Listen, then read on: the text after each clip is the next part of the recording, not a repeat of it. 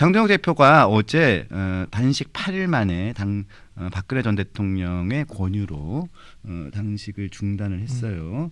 자, 어제 박근혜 전 대통령이 진짜 10년 만에 국회를 방문했는데 제가 딱 그 현장에 있었었거든요. 딱 10년 전에. 딱 10년 전에 있었는데 딱 10년 만에 국회를 방문했는데 어제 그 단식 만료 현장을 잠깐 저희가 화면을 준비했으니까 좀 보고 이야기를 나누겠습니다. 좀 보여주시죠. 정부 여당이 이렇게 대표님의 단식에도 불구하고 아무런 반응을 하지 않는 거, 이것은 정치 도의상 있을 수 없는 일이라고 생각합니다.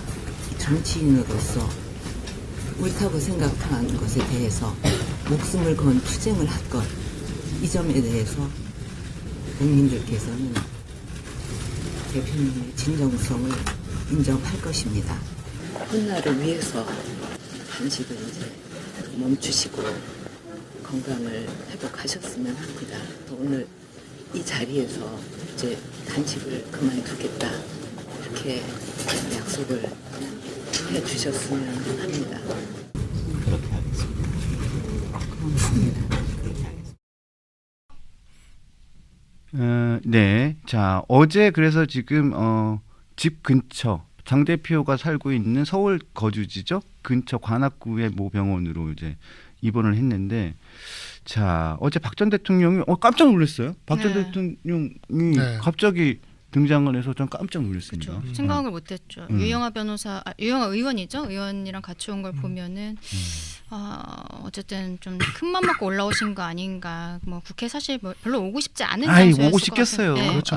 근데 그만큼 지금 장 대표의 상황이 심각하다는 걸 전해 듣고 이렇게 큰 걸음 해주신 거 아닌가 싶은데 다행이에요. 어쨌든 장 대표도 말씀 듣고 바로 이제 단식을 풀었잖아요. 잘 됐다고 생각합니다.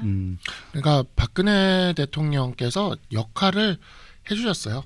여기 우리 당의 보수 원로로서의 역할을 해주셨다고 저는 생각을 하고 지금 이 상황에서 정말 출구를 찾기가 많이 어려웠던 그런 상황이었는데 박근혜 대통령께서 그래도 이 부분에 있어서 장동혁 대표가 지금 건강이 굉장히 안 좋지 않습니까? 안 좋죠. 그러니까 그러한 부분들에 대해서도 그렇고 우리 당의 상황에서도 그렇고 정말 중요한 역할을 어제 좀 해주셨다라고 생각을 하고 이게 이제 결국에는 참 원래 모든 지금 설 연휴도 다가오곤 하지만 명절에도 보면은 집안 싸움이 이렇게 격화되어 있으면 집안의 어르신께서 나오셔가지고 이렇게 다독다독 해주고 한번 해주시지 않습니까? 그러니까 그러한 지점에서 박근혜 대통령께서 그러한 역할을 해주셨다. 우리가 또 한번 우리 보수가 박근혜 대통령에게 빚을 졌다라고 생각을 합니다. 자 그리고 유영아 의원이 박근혜 전 대통령에게 장동혁 대표의 상황을 설명하고 그래서 어제 대구에서 박근혜 전 대통령이 올라왔죠.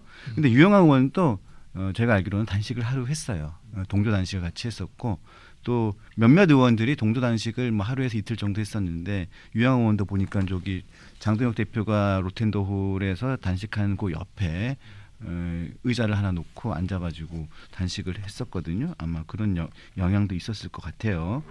그런데 자 우리는 두 가지 정도를 한번 묻고 싶습니다. 자 일단 단식은 중단을 됐지만 일단은 뭐 장동혁 대표가 단식하는 그 현장에 많은 사람들이 왔어요. 많은 사람들이 오면서 박근혜 전 대통령도 오고 하면서 보수 결집에 좀 영향을 미쳤다는 평가가 있기는 있죠. 그렇죠. 있는데 유승민 전 대표도 사실 오실 거라고 예상을 못했었는데 오셨던 부분이 있고 뭐 이준석 대표도 그렇고 뭐 보수가 좀 집결하는 어떤 계기가 되지 않았을까라는 생각은 합니다. 그런데 우리도 관심사. 네. 한동훈 전 대표가 올까 안 올까 이것도 관심사였는데 일단은 방문은 하지 않았어요. 네. 자 내부에서는 뭐 이런 논의가 있었던 것으로 제가 보니까 오늘 정성국 의원이 네. SBS 라디오에서 그렇게 설명을 하더라고요. 그래서 본인은 반대를 했었다.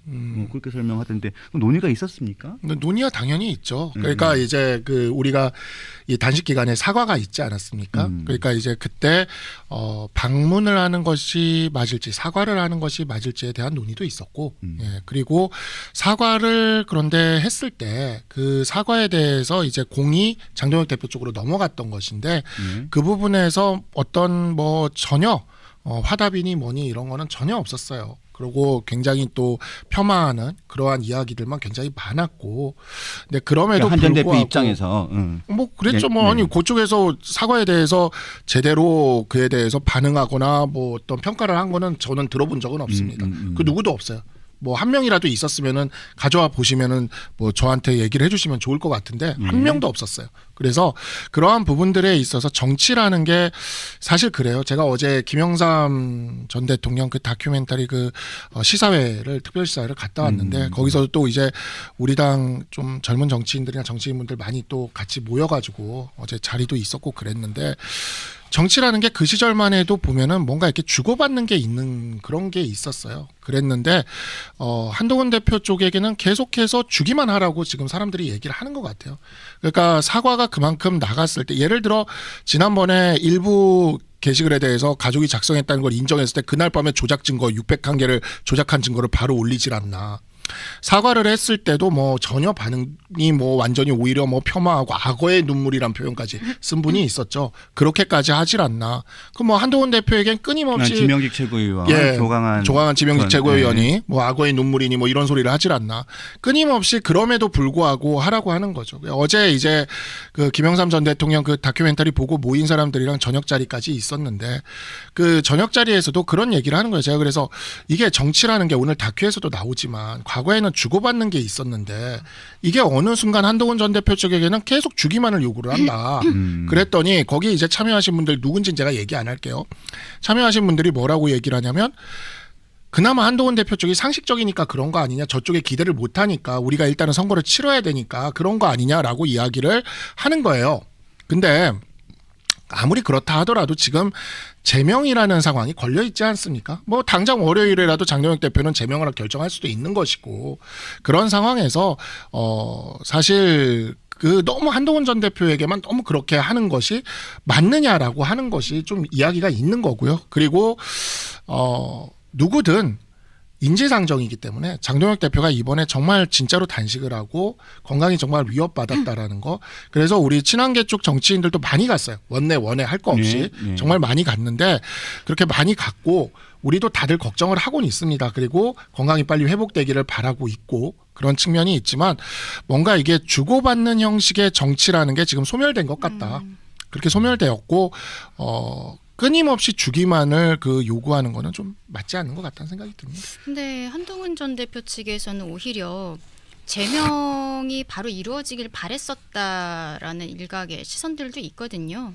저도 이번에 어쨌든 윤리위 결정이 나왔는데 한 대표 측에서 재심 신청 안 하겠다라고 했잖아요. 근데 지금 이야기하는 거는 뭐 한 전 대표 그 영상을 보더라도 이거는 어쨌든 조작된 거다. 뭐 당원들께 송구하다라는 메시지가 나온 정도인 거죠. 그러면 사실관계는 저는 밝혀져야 되는 것이 당연한 수순이라고 생각을 하고 그리고 이미 뭐 한 대표나 한 대표 측에서 이야기하는 거는 고소해놨다는 거잖아요. 뭐 이호선 위원장이라든지 이게 수사기관 그리고 사법기관에서 밝혀질 거다. 조금 시간 걸리더라도 다 밝혀질 거다. 지금 그렇게 이야기를 하고 있으면 일단은 재심 신청을 해놓고 수사기관 결과 나올 때까지 좀 기다려달라.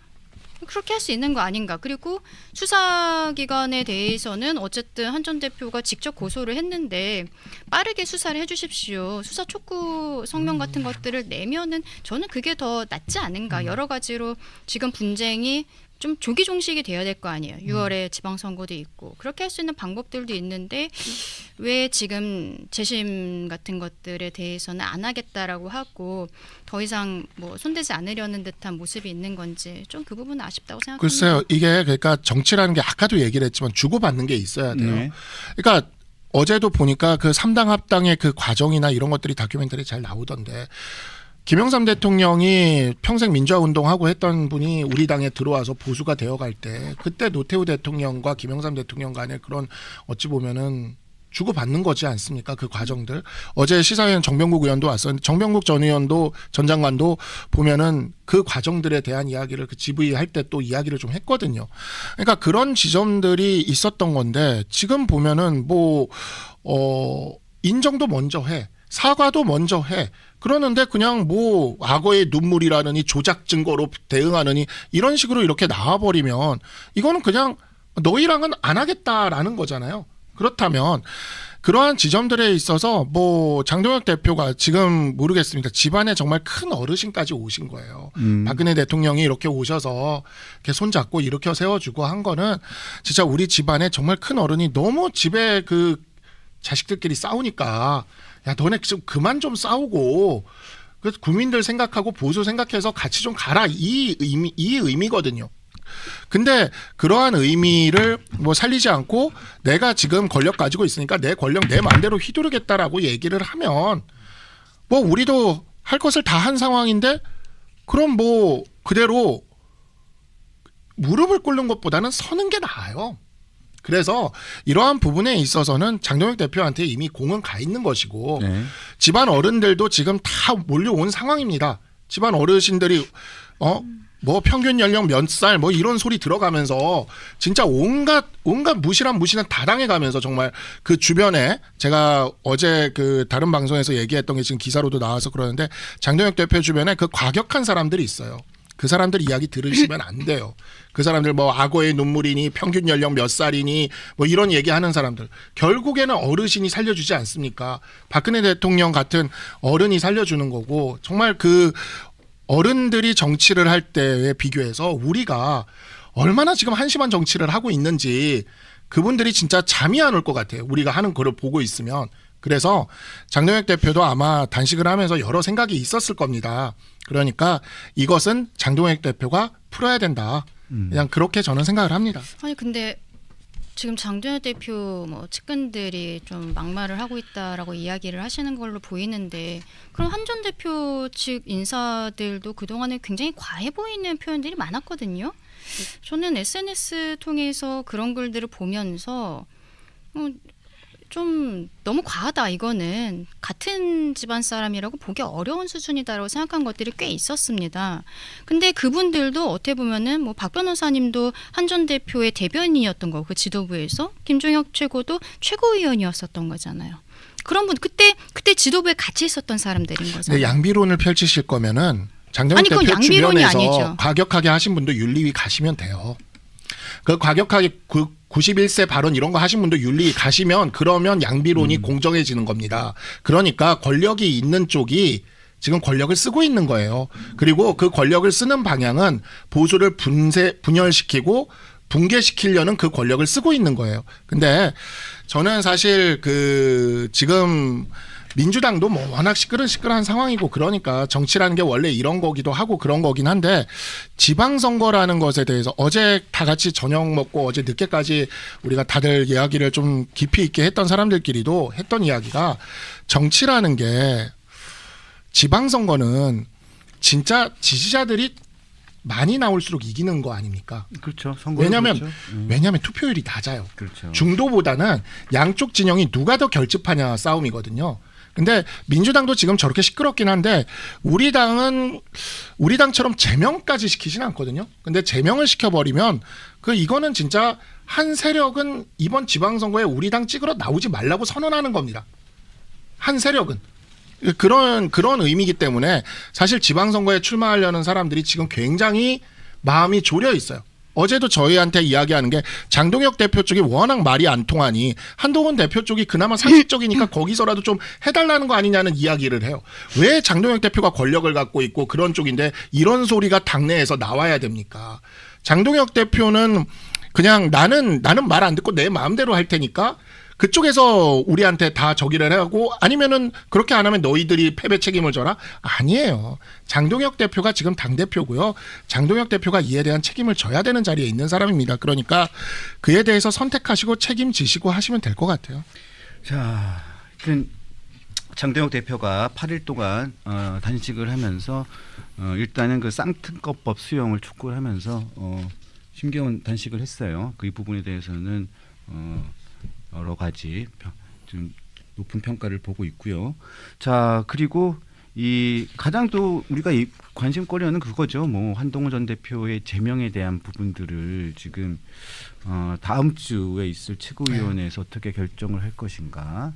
자, 그리고 의원총회가 다음 주 월요일 오후에 예정이 돼 있다고 하는데 그 과정이 선후가 어떻게 될 것인가 이것도 관심사이긴 한데, 자, 일단은 장동혁 대표 그리고 한동훈 전 대표 두 사람이 주말 동안에 어떠한 뭐 합의점이나 모든 연결고리를 찾았으면 좋겠어요, 솔직히. 아니 소명이 있어야 합의가 될 수 있는 거 아니에요? 합의라고 표현할 수도 없죠. 결국에는 윤리위에서 나온 이제 제명 결정에 대해서 어떻게 최고위에서 처리를 할 것이냐인데 사정 변경이 전혀 없잖아요. 사실관계가 지금 조작되어 있다고 하면은 그 조작된 것들이 드러나야 되니까. 그래서 저는 재심 청구를 하고 이거를 일단은 수사기관 결과 나올 때까지 기다려달라, 최고위 결정을 좀 미뤄달라라고 하는 것이 절차상 맞는 것이 아닌가라고 말씀을 드리는 거죠. 자, 알겠습니다. 자, 송원석 원내대표는 오늘 주말부터 국민 속으로라고 얘기하면서 쌍특검 대국민 호소를 호소를 하고 있습니다. 자, 일단은 지금 장동혁 대표 건강 상태가 어떤지 모르겠는데 일단은 이 부분도 우리가 얘기를 좀 해보죠. 자, 김영삼 대통령 어저께 다큐멘터리 보셨다고 하는데 김영삼 대통령은 또 단식을 최장기간 단식을 할 수 23일간 단식을 했었어요. 그리고 또 이재명 대통령도 당대표 시절에 그거는 넣지 맙시다. 24일 단식을 했습니다. 그거는 우리가 그거는 아니, 나는 우유 밖에 있어요. 우유 빛깔 링거만한 거 봤잖아요. 그거는 단식 밖에 저는 있는 거. 팩트만 얘기하는 겁니다. 그리고 정청래 단식 고소해. 대표도 단식 10년 고소해. 전에 세월호 유가족이 원하는 특별법 제정을 촉구하면서 이분도 24일간 단식을 했어요. 그것도 넣지 말아요. 근데 저 사진이 저는 10년 전에도 기억이 나는데 정청래 대표님 담배를 피우시네요. 단식하면서 담배 피우면 큰일 난데. 대단하십니다. 근데 저는 되게 궁금한 게 보세요. 이 이재명 대통령 당대표 할 때 24일.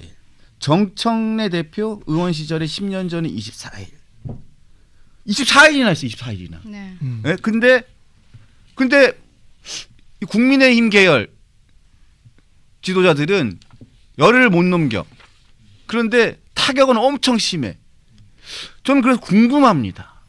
민주당 분들은 왜 20일이나 넘게 단식을 하면서도 그렇게 쪽에 큰 타격이 없어. 이게 큰 타격이 이렇게 좀 덜해 보여. 타격이 덜해 보이는데 왜 국민의힘 계열 지도자들은 정말 힘들어 보이거든요. 네. 음모론 얘기할 거예요? 네? 아니 안 할래요. 네? 네? 왜 이러는 걸까요? 우리 그러면 또 강펀지 노딱 붙어요. 아, 그래요? 네. 그럼 혼자 나는 그냥 생각하는 걸로. 혼자 나는 생각하는 걸로. 이거는 강냉이 분들이 생각하시는 강냉이 걸로. 여러분들한테 여쭤보겠습니다. 이거 왜 그럴까? 아니 근데 박성수 네. 변호사는 할 말 있을 것 같은데. 뭐요? 왜 그런 것 같아요? 근데 진짜 어제 제가 영화를 봤지만 김영삼 대통령 그때 찐단식 했거든요. 그럼요. 네.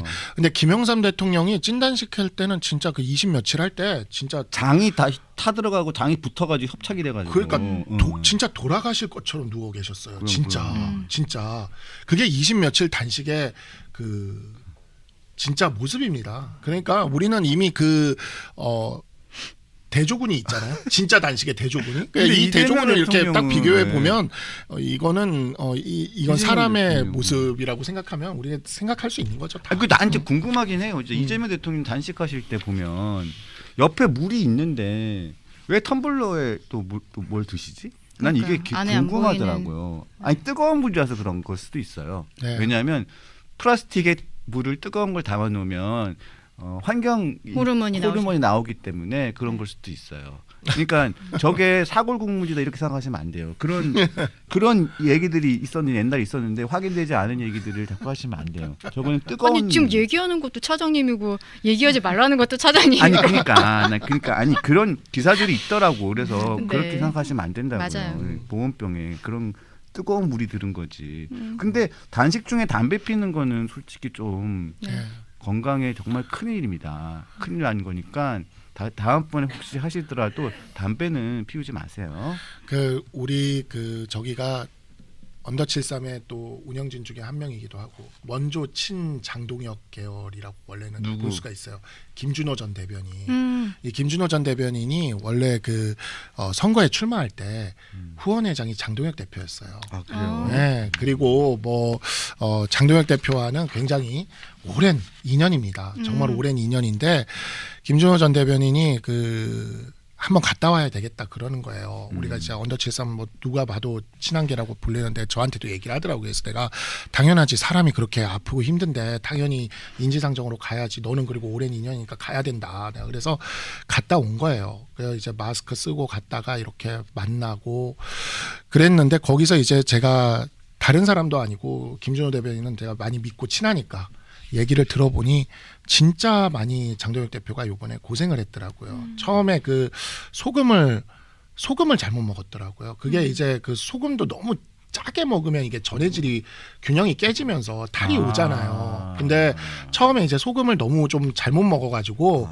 그것 때문에 이제 탈이 온 거예요. 그러면 이제 이게 뭐가 문제가 되냐면 유일하게 단식을 할 때 우리가 먹을 수 있는 게 물인데 그래서 물만 가지고도 버틸 수가 있는 건데 이게 탈수 증상이 오게 되거든요. 그러니까 안 그래도 단식해도 힘든데 거기에 탈수까지 겹해지니까 정말 힘들었던 게 맞는 거죠. 그래서 진짜 저도 이제 그거를 김준호 대변인한테 듣고 제가 페북에 약간 장동혁 대표랑 예전에 좋았잖아요. 장동혁 대표가 이제 수석 최고위원 하던 시절에 이게 한동훈 팀의 특징이 술 먹는 사람이 별로 없어요.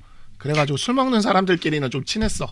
그게 이제 장동혁, 김영동, 신지호, 박상수, 김준호 이런 사람들이 이제 술을 잘 먹거든요. 이제 그래서 우리끼리는 친해서 술자리도 많이 하고 그랬거든요. 그래가지고 그런 정들이 있고 그런데 이 사람이 이렇게까지 아프다 그러니 이게 저도 마음이 짠하더라고요. 그래서 저도 이제 페북에 좀 걱정하는 그런 글들도 올리고 그랬는데 아마 그 마음들이라는 게 결국엔 우리가 하나의 동지였기 때문에 가졌던 마음들이에요. 근데 우리가 그런 마음을 이렇게 내세웠을 때 악어의 눈물이니 뭐니 하면서 그렇게 떠드시는 분들이 계셨어요. 이런 것들 때문에 이게 화합이 되지를 못하는 겁니다. 동서화합도 써놓으셨지만 그래서 그러한 부분에서 장동혁 대표가 조금 건강 회복하시고 화합의 길을 갈 수 있도록 그렇게 했으면 좋겠습니다. 진짜 고생하셨어요. 이번에 진짜 많이 고생하셨어요. 네. 알겠습니다. 자, 이제 주말에 어떻게 좀 변화가 있을지 좀 지켜보고요.